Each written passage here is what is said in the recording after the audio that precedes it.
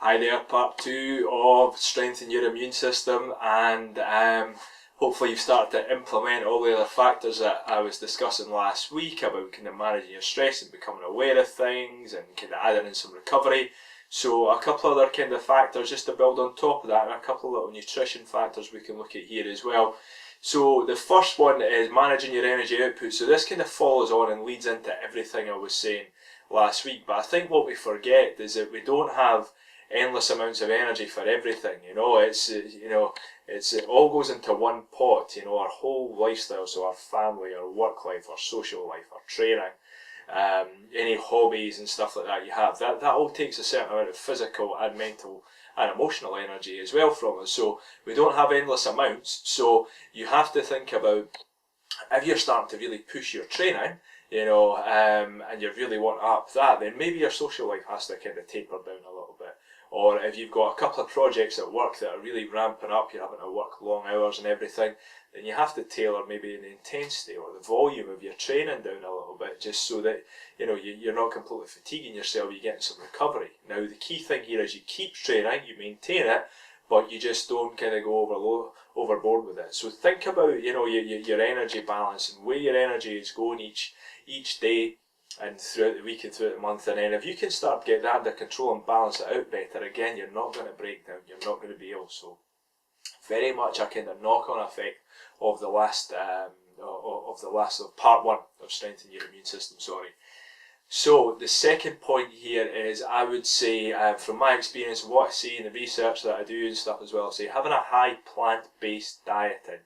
So get a lot of plants into your diet, foods that have had energy and oxygen and life into them, that they've been alive, and the plant-based diets as well really help your digestive system. You get lots of vitamins and minerals from it. It's very kind of alkalizing for the system, so good for the pH balance, which just gets your body all functioning better as well. Now, I want to stress one thing when I say this: just because I say a high plant-based diet doesn't mean that I mean vegan or vegetarian.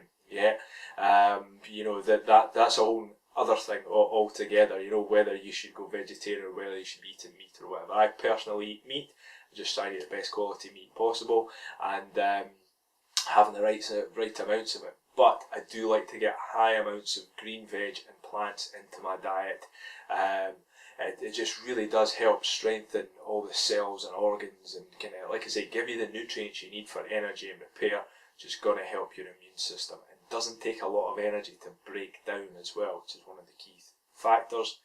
Leads me on to point three: keep a healthy stomach and a healthy gut. Now again, this is, every time I say something, there's so much more work and so much more we can discuss on that, and I will go into that in more detail at some point. But keeping a healthy stomach, really, there's huge amounts of research relating gut health to kind of lots of illnesses, including mental illnesses and stuff as well.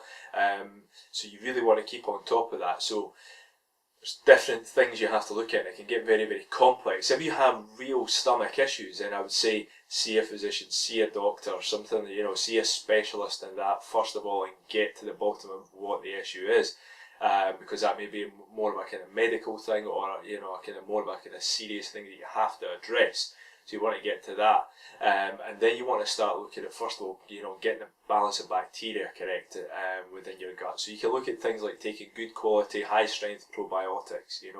Again, don't eat too much processed food. Don't eat bad meats. So bad processed meats or badly farmed meats. Generally the cheaper meats, unfortunately. They can kind of damage your stomach and everything. Get a lot of kind of plants into the diet, get good kind of high fibre, lots of veg into the diet. Don't go too high on the sugar, even natural sugars. So there's a few tips there to just start looking after the health of your stomach. And let's pull it back to part one when I say kind of become aware, check in. When you eat something, see how you respond to it, see how you feel after it, a few hours after, even the day after. How are you feeling after you're eating certain foods? Because that will give you a great idea about how your body responds to things, and it will tell you how your stomach is feeling. So another 3 points here. I could keep going with this for weeks. There's so many different factors, but generally start becoming aware, start managing your energy and your stress. get a good plant-based diet and lots of good nutrients into your diet, and see how your stomach's responding to things, and then you're going to be super strong by then, and ready to take on the world. So any questions, again, email us info@totalhealth.uk.com.